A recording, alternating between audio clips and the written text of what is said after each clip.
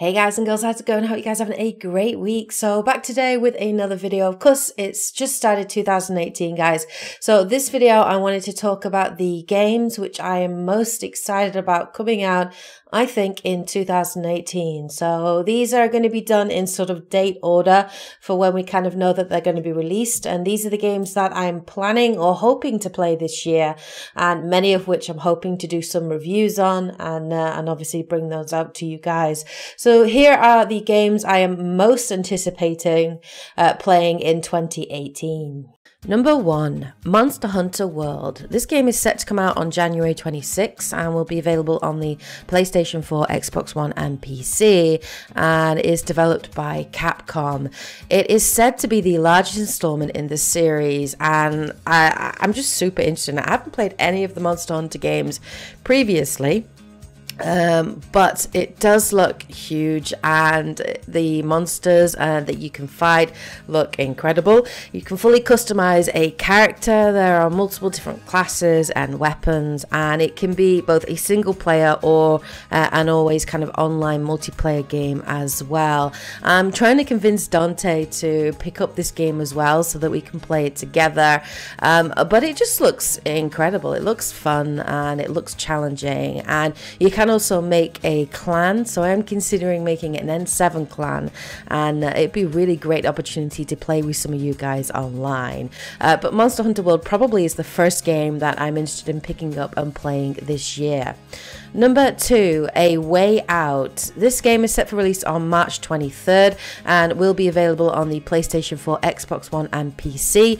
It is developed by Hazel Light Studios, which is a small team of developers based in Sweden, led by film director Josef Fares. Now, this guy is absolutely hilarious. When you see him in interviews, he's just super passionate about this game, and he's probably most well known for previously working on the acclaimed game Brothers: A Tale of Two Sons, which is also very well received and is a really good game in its own right.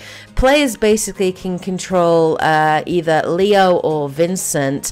It is not a single player game. It is designed as a co-op experience, and you play through the story cooperatively with a friend, either online or local co-op. You play split screen, and you play as two convicted prisoners who must break out of prison and stay on the run from authorities. As you play through the story, you each kind of play through the story of each separate character. So at some points in it, one of you might be watching a cutscene while the other person is actively doing things on camera. The idea is that you work cooperatively to puzzle solve and to escape the prison, and it just looks really interesting. I haven't seen any other game kind of like this, and it's definitely something I'm planning to play with Dante when it comes out in March. It looks really interesting. Number 3, Ni no Kuni 2 Revenant Kingdom. This is available on March 23rd, available on the PlayStation 4 and PC. It is an RPG developed by Level 5, and the game is actually a sequel to Ni no Kuni Wrath of the White Witch, which I will be honest, I haven't played, but I have heard it was an absolutely fabulous game. The game is set hundreds of years after the events of the original game, and players control Evan Pettiwhisker Tildrum, a young king who was usurped from his castle and sets out to reclaim his kingdom through the rest of the game. Now, the art style of this game looks beautiful. It's very much Studio Ghibli designed and looking, and given how well received Ni no Kuni 1 was, I'm really interested in playing the second game, but I kind of want to play the first game first. Although it's not available on the PlayStation 4. I really wish they would bring out a HD edition of that game, but my friend does have a PlayStation 3 and he has offered to lend it me along with the original game, so I might play that first before playing Ni no Kuni 2. Number 4, God of War. Now, there's no set release date on this game yet, except to say that it's coming out sometime in early 2018. It's going to be available exclusively on the PlayStation 4, and of course is developed by Santa Monica Studio, and it's directed by Cory Balrog. Now that's quite an important point, because Cory pretty much is the genius, the mastermind behind the whole of the God of War series. So the fact that he's back on board with this game means it's probably going to be really, really good. It's going to be actually the 8th installment in the God of War series, and the 8th game, sort of chronologically speaking. It's also going to be the sequel to the 2010's God of War 3, set after the events of that game. Now, it takes the series away from sort of the kind of ancient Greek mythology that the original series was kind of based on, and instead it's going to delve into the world of Norse mythology. The series protagonist Kratos is going to return as the main character, but now he actually has a son by the name of Atreus. The wife, or the mother of Atreus, is not in the game, but we are told that we're going to find out a little bit more about her and her sort of background. Now, Kratos in the game acts as a mentor and protector to his son, and basically during the events of the game, he has to master the rage that has driven him for many years, and sort of teach his son how to survive in the harsh world of sort of Norse lands. I've played all of the God of War series and really enjoyed them. The cinematics, the story, the music is always epic, and the gameplay is just heaps of fun and really challenging. I'm hoping for some really cool big sort of boss fights, but God of War is absolutely a game I will definitely be picking up and playing this year, and I just can't wait for it. Number 5, Days Gone. Again, this is another game that hasn't got a set release, except that it's coming out sometime in early 2018, exclusively available again on the PlayStation 4, and is developed by CA Bend Studios. It's an action-adventure survival horror game set in a post-apocalyptic open-world environment. Players actually take control of Deacon St. John, who is a drifter or former bounty hunter, and the game takes place 2 years after a global pandemic occurred, which killed almost all of humanity and transformed millions of others into what are known as freakers, mindless zombie-like creatures which are sort of quickly evolving. Now, the gameplay looks epic for this for me. It has a dynamic sort of weather and day or night cycle. The zombie freakers are stronger at night than they are during the day. The snow, the sun, the rain also affects that as well, and it's a completely sort of open experience, so you can tackle particular elements of the game or points of the game in any way that you want, whether you want to go in stealthy or want to go in guns blazing. You want to use decoys. There are also obviously human characters in the game as well that you need to tackle and face. It's very much, I get very much a vibe of The Last of Us when I see it, and The Last of Us was an incredible game. So Days Gone, it just looks great. It looks really interesting, and it's definitely a game I'm for sure going to be playing this year. Number 6, Red Dead Redemption 2. This is coming out in spring 2018 and will be available on PlayStation 4 and Xbox One, and is by Rockstar Studios. The game itself is actually a prequel to the 2010 title Red Dead Redemption, and will be the 3rd entry in the Red Dead series. It follows the story of outlaw Arthur Morgan, a member of the Dutch Van der Linde gang, set in an open world environment, and will feature actually both single player and multiplayer elements.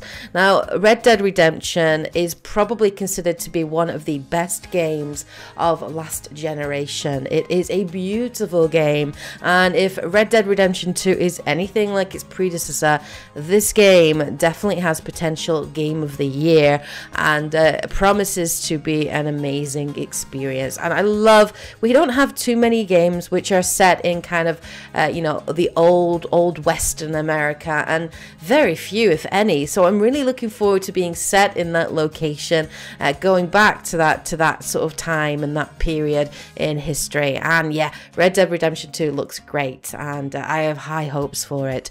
Number 7, Detroit Become Human. human. This also is set to come out in spring 2018. It is a PS4 exclusive and is by Quantic Dream. They're famous for bringing previous installments like Heavy Rain and Beyond Two Souls.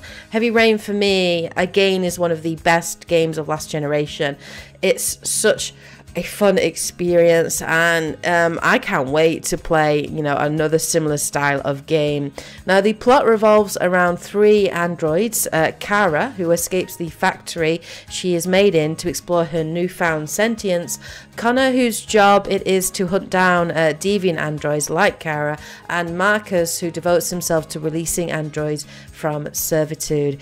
The characters, similar to in Heavy Rain, the characters may survive or die depending on the choices that are made throughout the game, and this will serve to shape the story, which is fully customized by the player. So once that character dies, that is it, they are dead, and the story sort of writes around that. It just looks great. I love I love the series that Quantic Dream does. I just think the stories are really good, and the voice acting and the animations and the gameplay is always really unique for them. So I'm really interested to see how it's going to play, and I think it's just going to be a really fun experience. And so yeah, Detroit Become Human, again, it's that interesting theme of, you know, AI and sentience and artificial intelligence versus humans, and you know, I'm a big fan of that kind of theme, very much like, you know, Deus Ex, Mankind Divided. So really looking forward to playing Detroit Become Human.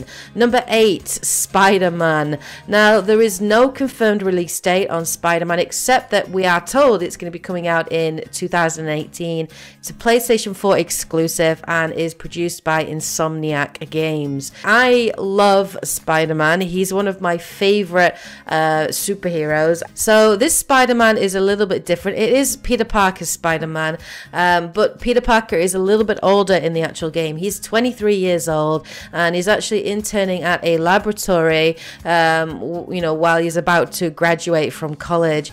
Peter has actually been Spider-Man for about 8 years at this point, and has kind of settled into his role as the protector of New York City. So he's more seasoned. This is not an origin story, which I'm really glad that they're not doing that, because I'm tired of all the origin stories that we get for Spider-Man. So I really like the fact that we're going to jump into the game when he's been doing the job for quite a while. Obviously his abilities are going to be developed, and his confidence is going to be a little bit better as well. Early on in the story, suffice it to say, Spider-Man defeats Wilson Fisk, but afterwards a new gang emerges known as the Inner Demons, who are trying to take over Fisk's territory. Peter basically learns that Martin Lee, one of New York's most prominent philanthropists, leads the Inner Demons under his alter ego, Mr. Negative. Martin actually runs the Feast shelters located across the city, which kind of complicates matters for Peter in his personal life, as his Aunt May also works at the shelters as well, and is a close friend of Martin Lee. So it just looks great, and we saw this at E3, and I have to say the gameplay looks amazing, and the cinematics, and it looks exciting. It looks really exciting, and I love the fact that it has elements of Batman, where you can sort of use gadgets to silently take down enemies, web sling and so on, and the fighting and the spider sense, counters and moves, and environmental takedowns, and using the environment you know, to your own benefit. It just looks really cool. So Spider-Man is absolutely one of those games I cannot wait to play this year. Number 9, Ori and the Will of Wisps. This again has no definite release date, except that it's coming out in 2018 and is an exclusive on the Xbox One and the PC, developed by Moon Studios. It is a sequel to the 2015 title Ori and the Blind Forest, and players will assume control of Ori, a white guardian spirit, and Sane, the light and eyes of the forest spirit tree. To progress in the game, players are basically tasked between to move between platforms and solve puzzles, and the game's story will focus on a new adventure to discover the world beyond the forest of Nibel and uncover the truth of the lost ones and unearth Ori's true destiny. Now, I played Ori and the Blind Forest, and it is a creative masterpiece. The game is so beautifully visually stunning. The music, the gameplay was fun too. There are many exclusives on the Xbox One which are coming out in 2018 that I'm interested in. Of course, we've got Crackdown 3 and we've got Sea of Thieves, but actually it's Ori and the Will of Wisps that I'm most interested in playing, just because I enjoyed the first game so much, and it's just a unique looking game and is so beautiful, and I can't wait to jump in and pick it up and play it. And finally, number 10, Final Fantasy VII Remake. Now, again, there is no definite release date. We are suspecting that it's going to be coming out in 2018, though it hasn't been officially confirmed. But the last time that game was shown was in 2015, so you'd be hoping it'd be coming out at least relatively soon. Now, it's on a PlayStation 4 exclusive and is developed by Square Enix. The game is actually going to be released in episodic format, so very much, the first episode could come out this year. It is definitely feasible, but it's more likely that it's going to come out at the back end of 2018. So, but still, Final Fantasy VII is one of those games that I can't wait to play. It is probably it is the first Final Fantasy game that I ever played, so it has a very sort of strong place in my heart, but also it's one of the best Final Fantasy games in my opinion that was ever brought out. And the idea of the game being remade and experiencing that story again with improved graphics, new sort of revamped gameplay. The combat is going to be different. It's going to be closer, I think, to Final Fantasy 15's style of combat rather than the turn-based style of combat that we're used to in the original Final Fantasy VII.